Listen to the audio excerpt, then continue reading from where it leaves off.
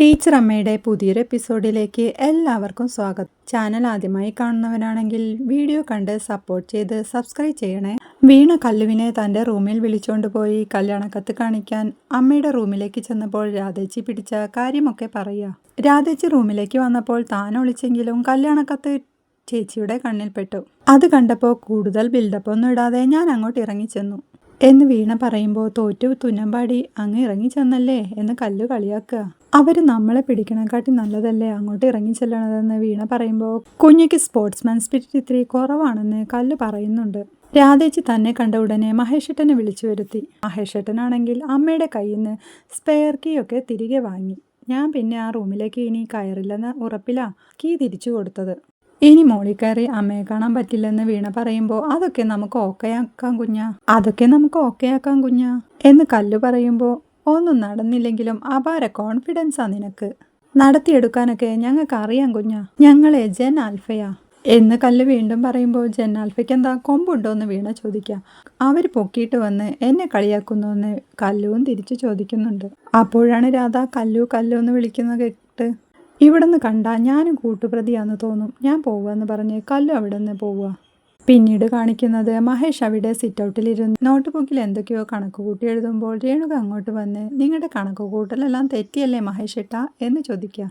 ഒറ്റ കാര്യത്തിൽ മാത്രമേ എൻ്റെ കണക്ക് കൂട്ടൽ തെറ്റിയിട്ടുള്ളൂ എന്ന് മഹേഷ് പറയുമ്പോൾ അത് എൻ്റെ കാര്യത്തിലാന്ന് പറഞ്ഞ് ആ ഓഞ്ഞ ചിരിച്ചിരിക്കാനല്ലേ, നിങ്ങളുടെ ആ കോമഡി ദേ ഇവിടെ കിടന്ന് ചെയ്യുന്നു എന്ന് രേണു പറയുമ്പോൾ മഹേഷ് ബുക്കൊക്കെ അവിടെ വെച്ച് വീണയുടെ നിർബന്ധം കൊണ്ടല്ലേ നമ്മൾ കല്യാണക്കത്തിലെ പാരിതോഷികം വേണ്ടാന്ന് വെച്ചത്, അതൊരു അബദ്ധമായിപ്പോയി.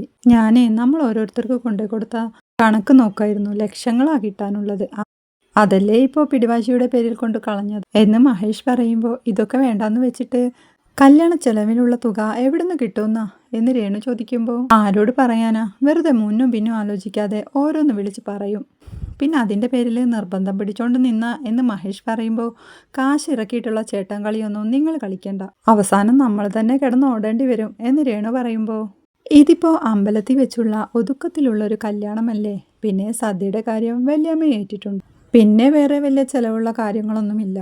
പക്ഷേ ഈ നേരത്ത് കയ്യിൽ വരാനുള്ള 4 കാശാ നഷ്ടമായത്.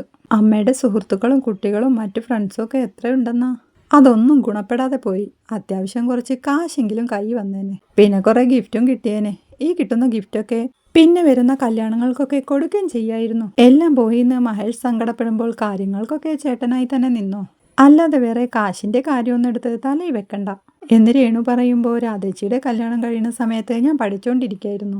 അന്ന് സംഭാവന പൊതി അമ്മയുടെ കൈ നിറയുമ്പോൾ അകത്ത് കൊണ്ടുവയ്ക്കാൻ എന്നെ ഏൽപ്പിക്കുക.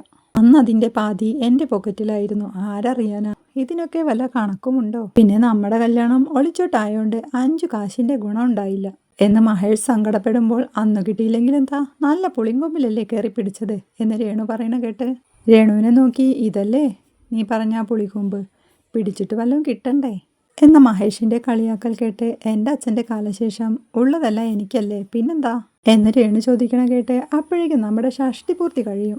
പിന്നെ നിൻ്റെ അച്ഛൻ്റെ കയ്യിലുള്ള ആ പച്ചക്കാറല്ലേ, അതൊക്കെ കിട്ടിയിട്ട് എന്തിനാ, അതുകൊണ്ട് നടക്കാനുള്ള തൊലിക്കട്ടിയൊന്നും എനിക്കില്ല എന്ന് മഹേഷ് വീണ്ടും കളിയാക്കണ കേട്ട് അപ്പോൾ തിയേറ്ററോന്ന് രേണു ചോദിക്കുന്നുണ്ട്. തിയേറ്ററൊക്കെ നമ്മുടെ കയ്യിൽ കിട്ടുമ്പോഴേക്കും കേരളത്തിലെ എല്ലാ വീടുകളിലും ഹോം തിയേറ്റർ ആയിട്ടുണ്ടാവും എന്ന് മഹേഷ് കുറ്റപ്പെടുത്തുമ്പോൾ എങ്കിലേ നമുക്കെല്ലാം കൂടി വിറ്റ് ഇങ്ങ് എഴുതിത്തരാൻ പറഞ്ഞാലോ എന്ന് രേണു ചോദിക്കണം കേട്ട് അത് നല്ല ഐഡിയ എന്ന് മഹേഷ് പറയുമ്പോഴേക്കും രേണു മഹേഷിനെ പുച്ഛിച്ചുകൊണ്ട് അയ്യടാ നല്ല പൂതിയാ, ഒന്ന് പോയി അവിടുന്ന് എന്നും പറഞ്ഞുകൊണ്ട് അവിടെ നിന്ന് എണീറ്റ് പോവുക. രാധ താൻ വാങ്ങിച്ച പുതിയ ഫാബ്രിക്സൊക്കെ മൊബൈലിൽ ഫോട്ടോ എടുത്തുകൊണ്ടിരിക്കുമ്പോഴാണ് വിഷ്ണു അങ്ങോട്ട് വരുന്നത്. വിഷ്ണു അത് കണ്ട് ഇതിപ്പോൾ നീ ഫാബ്രിക് ഫെസ്റ്റിന് വേണ്ടി എടുത്തതാണോ, കൊള്ളാം നല്ല കളക്ഷൻ എന്ന് പറയുമ്പോൾ ഇതെടുത്ത് പേജിലിട്ട് നോക്കാം, ഫാബ്രിക്സിൽ എനിക്ക് നല്ല അപ്ഡേഷൻ ഇല്ലെന്നാണ് കല്ല് പറയുന്നത് എന്ന് രാധ പറയണ കേട്ട് പിള്ളേർക്ക് കാര്യങ്ങളൊക്കെ മനസ്സിലാവും എന്ന് വിഷ്ണു കളിയാക്കിക്കൊണ്ട് പറയുമ്പോഴേക്കും രാധ ദേഷ്യം പിടിച്ച് ഞാൻ അത്യാവശ്യം കാര്യങ്ങളൊക്കെ പഠിച്ചിട്ട് തന്നെയാണ് ഈ പരിപാടി ചെയ്യുന്നത്, അതെനിക്കറിയാം, എന്നാലും ഈ പുതിയ ജനറേഷൻ്റെ ടേസ്റ്റ് കൂടി നമ്മൾ ശ്രദ്ധിക്കണം, അവരിങ്ങനെ ചേഞ്ച് ചെയ്തുകൊണ്ടേയിരിക്കും, അവരുമായിട്ടൊരു കണക്ഷൻ ഉണ്ടാവണം, അത്രയുള്ളൂ എന്ന് വിഷ്ണു പറയുമ്പോൾ ഞാൻ പുതിയ ട്രെൻഡ് സെറ്റ് ചെയ്യാനാണ് നോക്കുന്നതെന്ന് രാധ പറയാ. നിനക്കതിന് സാധിക്കും ഷുവർ എന്ന് വിഷ്ണു അവളെ സപ്പോർട്ട് ചെയ്യുന്നുണ്ട്. എന്നിട്ട് രാധയോടായി വിവാഹത്തിന് നമ്മുടെ സ്കറിയ സാറെയൊക്കെ വിളിക്കണ്ടേ, നമ്മുടെ ഭാഗത്തുനിന്നും കുറച്ചുപേര് വേണ്ടേ എന്ന് വിഷ്ണു ചോദിക്കുമ്പോൾ അതൊന്നും വേണ്ട. അമ്പലത്തിൽ വെച്ച് ഒതുക്കിക്കൂട്ടി നടത്തണ കല്യാണമല്ലേ, നമ്മളായിട്ട് ആരെങ്കിലും വിളിച്ചാൽ അവര് നമുക്ക് ആവുന്ന രീതിയിൽ കംഫർട്ടബിൾ ആക്കാൻ പറ്റില്ല. നമ്മൾ രണ്ടുപേരും കല്യാണത്തിന് പോകുന്നു, പോരുന്നു. കൂടുതൽ മരുമോൻ കളിക്കാനൊന്നും നിങ്ങൾ നിൽക്കരുത് എന്ന് രാധ പറയണ കേട്ട് അമ്മയുടെ ആണ്ട് ജസ്റ്റ് കഴിഞ്ഞിട്ടുള്ള വിവാഹമായതുകൊണ്ട് സിമ്പിളായിട്ട് ബന്ധുക്കൾ മാത്രം അടങ്ങുന്ന ഒരു പരിപാടിയാണെന്ന് കൊളീഗ്സിനോടൊക്കെ പറയാം. അപ്പോൾ പിന്നെ കുഴപ്പമൊന്നുമില്ലല്ലോ എന്ന് വിഷ്ണു പറയുമ്പോഴേക്കും രാധ എന്തോ ഓർത്തോണ്ട് നിൽക്കുക. ഇത് കാണുന്ന വിഷ്ണു അവളെ പിടിച്ചോണ്ട് നീ എന്താ ആലോചിക്കുന്നതെന്ന് ചോദിക്കുമ്പോൾ ഒന്നുമില്ലാന്ന് രാധ പറയുമ്പോഴേക്കും വിഷ്ണുവിനൊരു കോൾ വരുന്നുണ്ട്. വിഷ്ണു ആ കോളുമായി പുറത്തേക്ക് പോകുമ്പോൾ രാധ വിഷ്ണുവേട്ടനോട് താൻ ആ രഹസ്യം പറഞ്ഞില്ലല്ലോ, താനെങ്ങാനും പിടിക്കപ്പെടുമോ എന്ന ഭയത്തിൽ അവിടെ പേടിയോടെ നിൽക്കുന്നുണ്ട്. പിന്നീട് കാണിക്കുന്നത് രാധ അവിടെ അടുക്കളയിൽ ഓരോ ജോലികളിൽ ഏർപ്പെട്ടിരിക്കുമ്പോൾ മഹേഷ് വന്ന് രാധേച്ചി വീണയൊന്ന് ശ്രദ്ധിച്ചേക്കണേന്ന് പറയാം. അതൊക്കെ ഞാൻ ശ്രദ്ധിച്ചോളാം, പിന്നെ ഞാൻ വർക്ക് ചെയ്യുമ്പോൾ ആ സ്റ്റെപ്പിൻ്റെ അടുത്ത് തന്നെ ഇരുന്ന് വർക്ക് ചെയ്തോളാം. ഞാൻ അവിടെ ഇരുന്നാൽ പിന്നെ അവൾക്ക് മേലേക്ക് കയറാൻ പറ്റില്ലല്ലോ എന്ന് രാധ പറയുമ്പോൾ അവൾ അമ്മയെ കണ്ടത് മുതൽ എനിക്കൊരു സ്വസ്ഥതയില്ല രാധേച്ചി എന്ന് മഹേഷ് പറയുമ്പോൾ പിന്നെ എനിക്കുണ്ടോ, വിഷ്ണുവേട്ടനെങ്ങാനും അറിഞ്ഞാൽ എൻ്റെ കാര്യം പോക്കാം എന്ന് രാധയും കൂടി പറയുമ്പോൾ മഹേഷ് ടെൻഷനോടെ ഇതിപ്പോൾ ഇവള് അമ്മയെ പിടിച്ചിറക്കി താഴേക്ക് കൊണ്ടുവരുമോന്നാണ് എൻ്റെ പേടി. നീ അതൊന്നും പേടിക്കണ്ട, ഞാൻ ശ്രദ്ധിച്ചോളാമെന്ന് രാധ അവനെ സമാധാനിപ്പിക്കുമ്പോഴാണ് രേണു അങ്ങോട്ട് വരുന്നത്. അവൾ സംശയത്തോടെ അവിടെ ചുമരുംചാരി നിൽക്കുമ്പോൾ മഹേഷ് അവളെ കാണുന്നുണ്ട്. എന്നിട്ട് രാധയോടായി മെല്ലെ എന്തേ രേണു നമ്മളെ ശ്രദ്ധിക്കുന്നുണ്ടേ എന്നും പറഞ്ഞുകൊണ്ട് മഹേഷ് അവളുടെ അടുത്തേക്ക് പോകുമ്പോഴേക്കും രാധയും അവളെ നോക്കി ഒരു ചിരി വരുത്തുന്നുണ്ട്. മഹേഷ് രേണുവിൻ്റെ അടുത്തെത്തുമ്പോൾ രേണു മഹേഷിനെ നോക്കി എന്ന് പറഞ്ഞുകൊണ്ട് അവിടെ നിന്ന് പോകണ കണ്ട് ഇവളെന്താ ഒന്നും ചോദിക്കാത്തത്, ഇവൾക്ക് എന്തേലും പിടികിട്ടി കാണോ എന്നൊക്കെ സംശയത്തോടെ ആലോചിച്ച് മഹേഷ് അവിടെ തന്നെ നിൽക്കുക. പിന്നീട് കാണിക്കുന്നത് നമ്മുടെ മിഥുൻ സാറിൻ്റെയും നീന ടീച്ചറിൻ്റെയും വീടാണ്. മിഥുൻ സാർ അവിടെ അടുക്കളയിൽ പാചകത്തിൽ ഏർപ്പെട്ടിരിക്കുമ്പോൾ നീന ടീച്ചർ അവിടെ ഒരു ചെയറിലിരുന്ന് പത്രം വായിച്ചുകൊണ്ടിരിക്കുക. മിഥുൻ സാറ് ചായ ഉണ്ടാക്കുന്ന രീതിയൊക്കെ വിവരിക്കുമ്പോൾ സത്യത്തിൽ സാറ് വഴിതെറ്റി ടീച്ചറായതൊന്നാണ് എനിക്കൊരു സംശയം. സാറിൻ്റെ കരിയർ കിടക്കുന്നത് പാചകത്തിലാണെന്നാണ് എനിക്ക് തോന്നുന്നത് എന്ന് നീന ടീച്ചർ പറയുമ്പോൾ അപ്പൂപ്പന് പണ്ട് ദഹണ്ണായിരുന്നു, പാചകം എനിക്ക് ജനിതകമായിട്ട് കിട്ടിയതാണെന്ന് മിഥുൻ സാറും പറയുന്നുണ്ട്. എന്നിട്ട് നീന ടീച്ചറെ കളിയാക്കിക്കൊണ്ട് പത്രം വായന നടക്കട്ടെ, പണ്ടൊക്കെ ഈ തെറുപ്പ് പീടി തെറിക്കുമ്പോൾ ഒരാൾ പത്രം വായിക്കും, അതുപോലെ ഇവിടെ പാചകം നടക്കുമ്പോൾ പണിയില്ലാത്തൊരു തൊഴിലാളി പത്രം വായിക്കട്ടെ എന്ന് മിഥുൻ പറയണ കേട്ട് എനിക്ക് വയ്യാഞ്ഞിട്ടല്ലേ സാറേ എന്ന് നീന ടീച്ചറും പറയാ. അതിനിപ്പോൾ ടീച്ചറോട് ഇവിടെ ജോലി ചെയ്യാൻ ആരെങ്കിലും പറഞ്ഞോ, ടീച്ചർ അവിടെ കുത്തിയിരുന്ന് പത്രം വായിക്കേ എന്ന് മിഥുൻ വീണ്ടും പറയാ. അപ്പോൾ നീന ടീച്ചർ പറയുന്നുണ്ട് താൻ ഗസ്റ്റുകളെ ഇംപ്രസ് ചെയ്യിക്കാൻ ചായയിൽ ഏലക്ക ഇടുമെന്ന്, അത് മധുരം ഇടുന്നത് പോലെ ഒരു തട്ടിപ്പ് പരിപാടിയാണെന്ന് മിഥുൻ സാർ പറയാ. എനിക്ക് ചായ കുടിക്കുമ്പോൾ നല്ല മധുരം വേണമെന്ന് നീന ടീച്ചർ പറയുമ്പോൾ മധുരമില്ലാതെ ഒന്ന് കുടിച്ചു നോക്ക് ടീച്ചറെ എന്നും പറഞ്ഞുകൊണ്ട് ഒരു കപ്പ് ചായ എടുത്ത് നീന ടീച്ചർക്ക് കൊടുക്കുക. എന്നിട്ട് ഫ്രിഡ്ജ് തുറന്ന് അതിൽ നിന്ന് പച്ചക്കറി എടുത്തോണ്ട് അമരയ്ക്ക തോരൻ, മീനില്ലാത്ത മീൻകറി, പിന്നെ ഒരു കാന്താരി ചമ്മന്തിയും, പിന്നെ വേണമെങ്കിൽ ഒരു മോരും കൂടി എടുക്കാം, ഇഞ്ചി നാരകത്തിൻ്റെ ഇലയൊക്കെ ഇട്ടത് എന്ന് മിഥുൻ സാർ നീനയോട് പറയുമ്പോൾ ഇത്രയൊക്കെ വേണോ എന്ന നീന ടീച്ചറുടെ ചോദ്യം കേട്ട് ഇരിക്കട്ടെന്നേ, ഒരു വഴിക്ക് പോകുന്നതല്ലേ, ഇതൊക്കെ ഇപ്പം റെഡിയാക്കി തരാം എന്നും പറഞ്ഞുകൊണ്ട് നീനയുടെ അടുത്തേക്ക് വന്ന് നമുക്കിന്ന് കാലൊന്ന് ഡോക്ടറെ കാണിക്കണം, നല്ല നീരുണ്ട്, ക്ലാസ്സിൽ ഇങ്ങനെ കുറെ നേരം നിൽക്കുന്നതുകൊണ്ടെന്നാ എനിക്ക് തോന്നുന്നേ എന്ന് മിഥുൻ സാർ പറയുമ്പോൾ എനിക്ക് വേറെ ചില സംശയങ്ങളുമുണ്ട് എന്ന് നീന ടീച്ചറുടെ മറുപടി കേട്ട് അതെന്ത് സംശയമെന്ന് മിഥുൻ സാർ ചോദിക്കുക. കാലിങ്ങനെ ഉയർത്തി വെച്ചപ്പോൾ നീര് കുറഞ്ഞതായി എനിക്ക് തോന്നുന്നുണ്ട്, ക്ലാസ്സിൽ അധിക നേരം നിൽക്കണ്ട കേട്ടോ എന്ന് മിഥുൻ സാർ പറയുമ്പോഴേക്കും അതെങ്ങനെ പറ്റും സാറേ എന്ന് പറഞ്ഞുകൊണ്ട് നീന അവിടെ നിന്ന് എണീറ്റ് ഞാനൊന്ന് ടോയ്ലറ്റിൽ പോയിട്ട് വരാമെന്ന് പറയാം. ഞാൻ പിടിക്കണമെന്ന് മിഥുൻ സാർ ചോദിക്കുമ്പോൾ അതൊന്നും വേണ്ട, അത്രയ്ക്ക് പെയിനൊന്നുമില്ല, നീരുണ്ടെന്നേ ഉള്ളൂ, നടക്കാനൊന്നും ഒരു പ്രശ്നവും ഇല്ല എന്നും പറഞ്ഞുകൊണ്ട് നീന ബാത്റൂമിലേക്ക് പോവുക. പിന്നീട് നീന ബാത്റൂമിൽ നിന്ന് ഇറങ്ങി ചിരിച്ചോണ്ട് വരുമ്പോൾ മീനില്ലാത്ത മീനിൽ പച്ചമാങ്ങ ഇടട്ടെ എന്ന് മിഥുൻ സാർ അവിടെ നിന്ന് വിളിച്ചു ചോദിക്കുമ്പോൾ പച്ചമാങ്ങ അങ്ങനെ കറിയിലിട്ടൊന്നും തീർക്കല്ലേ സാറേ എന്ന് നീന ചിരിച്ചോണ്ട് വിളിച്ചു പറയുമ്പോൾ അതെന്ത് വർത്താനാ ടീച്ചറെ, നമ്മുടെ കറി അത്രയ്ക്ക് ബോറാന്ന് മിഥുൻ സാർ വിളിച്ചു ചോദിക്കുമ്പോൾ സാർ ഒന്ന് ഇങ്ങോട്ട് വന്നേ, തീ ഓഫാക്കിയിട്ട് വേഗം ഒന്നിങ്ങോട്ട് വാ എന്ന് നീന ടീച്ചർ സന്തോഷത്തോടെ വിളിക്കുമ്പോൾ മിഥുൻ സാർ അങ്ങോട്ട് വന്ന് എന്തുപറ്റി ടീച്ചറെ, തളർച്ച എന്തെങ്കിലും തോന്നുന്നുണ്ടോയെന്ന് പരിഭ്രമത്തോടെ ചോദിക്കുക. അപ്പോൾ നീന ടീച്ചർ സന്തോഷത്തോടെ തളർച്ചയൊന്നുമില്ല സാറേ, നല്ല സന്തോഷമാണ്, ഇറങ്ങി ഓടാനുള്ള ആവേശമുണ്ട് എന്ന് നീന ടീച്ചർ പറയണ കേട്ട് അതെന്താ കാലിൽ നീരൊക്കെ പോയോ, എന്താ ഇപ്പോൾ ഇതിനിടെ പറ്റിയത് എന്ന് വീണ്ടും മിഥുൻ സാർ പരിഭ്രമത്തോടെ ചോദിക്കണ കേട്ട് നീന ടീച്ചർ പ്രഗ്നൻസി ടെസ്റ്റ് ചെയ്തത് മിഥുൻ സാറിൻ്റെ കയ്യിൽ കൊടുക്കുക. സാർ അത് കാണുമ്പോൾ സന്തോഷത്തോടെ അമ്പടി കള്ളി നീന ടീച്ചറെ എന്ന് പറഞ്ഞ് നീന ടീച്ചറെ ചേർത്ത് പിടിക്കുക.